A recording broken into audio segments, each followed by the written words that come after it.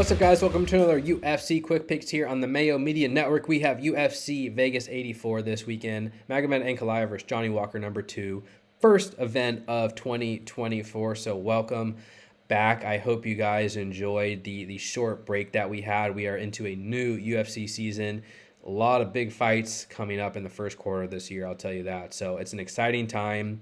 As usual, I'm going to give you my favorite cash game play, tournament play, salary play, and a matchup I like from a DraftKings perspective. Before I do, please like the video, subscribe to the channel, and comment below. Give me like a prediction or something for 2024 in the comment section below. I'm always interested to hear your thoughts. It's kind of a crazy slate. You could talk about this slate too if you want, but if you got any fun, interesting predictions for 2024, I'd love to hear them in the comment section below.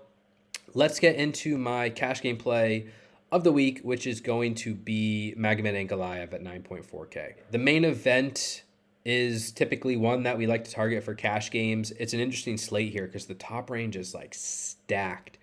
I mean, Silva, Cortez Acosta, Ankalaev, Nolan rate out phenomenally well. Silva's like minus 800 to win inside the distance.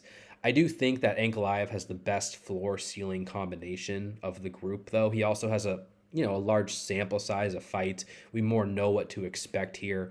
GPPs, you can go any direction you want, but Ankalaev, a technical, competent striker, and he's a pretty strong wrestler and grappler as well. Only averages 1 takedown per 15 minutes, though we already took Johnny Walker down in the first couple minutes of their last fight, which ended by no contest.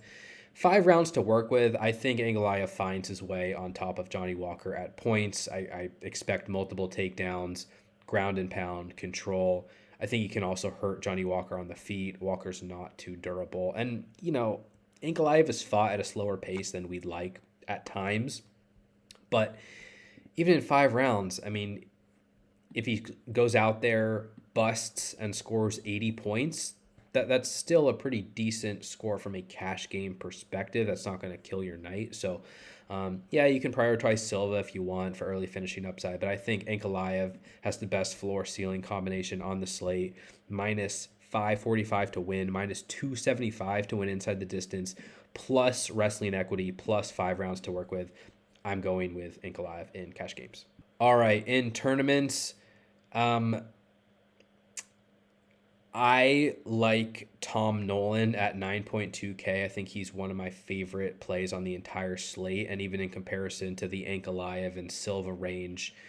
In the upper 9K range, I'm willing to take some risks on Tom Nolan. He could be popular, I should say, because he's one that rates out well, so it's not necessarily like a hot take, but you can't play Tom Nolan and Ankalaev and Silva. You have to make decisions.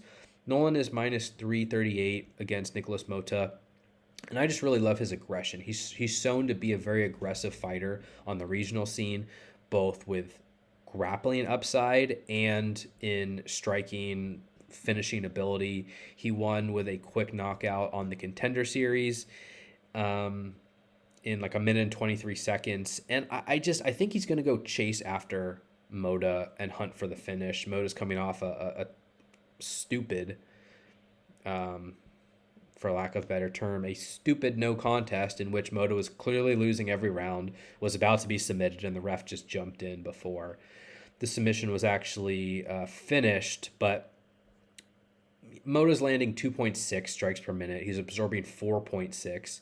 He doesn't wrestle. All he does is throw big power shots at a slow pace. He's not very durable. He's been knocked out early twice in the UFC already, and he just doesn't have volume. He doesn't have defensive wrestling. He's not a great fighter. I do think he could maybe hurt and knock out Tom Nolan, because Tom Nolan's not the most defensively sound fighter, but this fight is very likely to end inside the distance. It's minus 1,200 to end inside the distance, to be exact. And that could come on the feet for Nolan, or it could come on the ground. And what I like about him, I guess, just is the pacing of victory inside the distance plus the pace in which he fights. It's going to mean a large number of exchanges. And I think it means a higher ceiling than potentially these other early finishers. Like Manal Kopp could win by first round knockout, but He's not really going to wrestle. He doesn't really throw strikes at a high rate. You just need the knockout, and that's about it.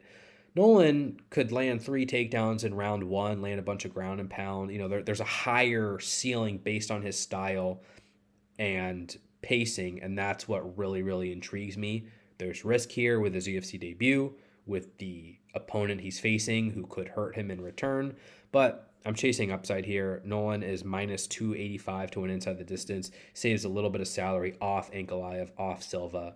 I think he's a very strong tournament option. All right, my salary play of the week, I'm going to roll with Mario Bautista at 7.6K. It's not a great card for underdogs, and this is certainly not a lock, a pick by any stretch. And in fact, I think his opponent, Ricky Simón, is probably going to be one of the most popular fighters on this entire slate.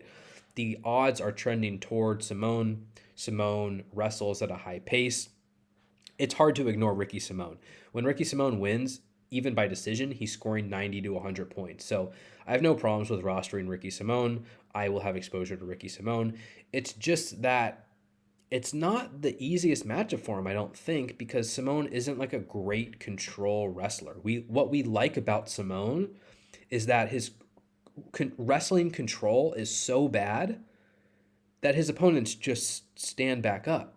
And he therefore has to take them down again and take them down again. And then he ends up with 7 takedowns in a decision. And yeah, he's going to put up a good DraftKings score. But it's not as if 1 takedown means a full round of control and a submission for Ricky Simón. And Mario Bautista, who can be taken down, has good cardio, and has a decent scrambling and get-up game. So I do think Ricky Simón will take him down. But I have some hope that Bautista can stand back up like every opponent Simón faces. In which case, are we sure Bautista's not just the better striker here? Bautista attempts strikes at a far higher pace than Ricky Simón. Simón averages 3.0 significant strikes per minute. Bautista averages 5.3. Bautista's taller. Bautista, I guess they share the same reach. Both guys have been hurt. Ricky Simón's been hurt a bunch of times. He was just knocked out by Song Yadong. Was knocked down a couple times in that fight. He was knocked out by Uriah Faber. Bautista's a pretty good kickboxer, and at worst, I think has a chance to compete on striking rounds, win a decision, and at best, I think he has some knockout upside, and he'll act as leverage against a very popular Ricky Simón, who, Simón is, what did I say, minus 185 to win. Simón's plus 250 to win inside the distance. Bautista plus 315 to win inside the distance. It's fine if you want to go elsewhere with your underdogs. There aren't a lot of great options, especially the further in salary you go. I think there's a decent amount of win equity for Mario Bautista, 7.6K, leverage against a more popular Simón. He will be my salary play of the week. And finally, my matchup of the week, I'm going with Bruno Ferreira versus Phil Hawes. It really feels like someone's getting knocked out in this fight. And the downside, the problem is that if someone doesn't, then neither guy's likely to score super well, and we could see the fight bust. Bruno Ferreira is minus 125, Phil Hawes plus 109. On DraftKings, Ferreira's 8.3K, Hawes is 7.9K. So this is a mid-range fight. Minus 700 to end inside the distance, though. And it comes down to knockout power and durability. Phil Hawes has no chin. He's been knocked out in round 1 in 3 of his last 4 fights. He gets hurt all the time. And so it just would not be a surprise if Bruno Ferreira can hurt him as well. On the flip side, Bruno Ferreira's never been to decision. He rarely fights past round 1. He already has a first-round knockout win and a first-round knockout loss in the UFC. And I kind of think that's who he is. He's a dangerous guy early. He's got submission grappling in his game, but he hasn't been tested in extended fights, and I'm not sure he's super durable either. And he's also not super well suited for middleweight. He's 5'10" with a 72-inch reach. Phil Hawes is 6 foot with a 77-inch reach, And Phil Hawes is a much better wrestler than Ferreira. So any submission grappling equity that Ferreira has, I think is going to be kind of neutralized by Phil Hawes here, in which case they're probably just going to stand and bang. And I think Hawes is the sneaky side. He's plus 155 to win inside the distance. Ferreira's minus 125, so Ferreira should be the more popular side of the two. I kind of like taking one last shot on Phil Hawes here, given the price reduction, given the ownership reduction. I think he's being a little bit undervalued, but it's a great fight to target with a heavy ITT line, good mid-range prices. That's going to be my matchup of the week. All right, guys, that's it for this week's UFC Quick Picks. Thank you so much for the support. Follow me on Twitter, Appley, _T_P. I just did a free nearly 2-hour podcast with my guy Gambles Gordo, breaking down every single fight on the slate. That podcast is usually behind the paywall on dailyfanmma.com. Not this week, though, so go check that out if you're interested. We also have, I think, like 15,000 words of written breakdowns, matchup analysis, DraftKings analysis. We'll have rankings, projections, and more behind the paywall, dailyfanmma.com. There's no place better to be here. 2024, great fights. Thank you for the support as always. Good luck in your contest this week. Talk to you all soon, everyone. Peace.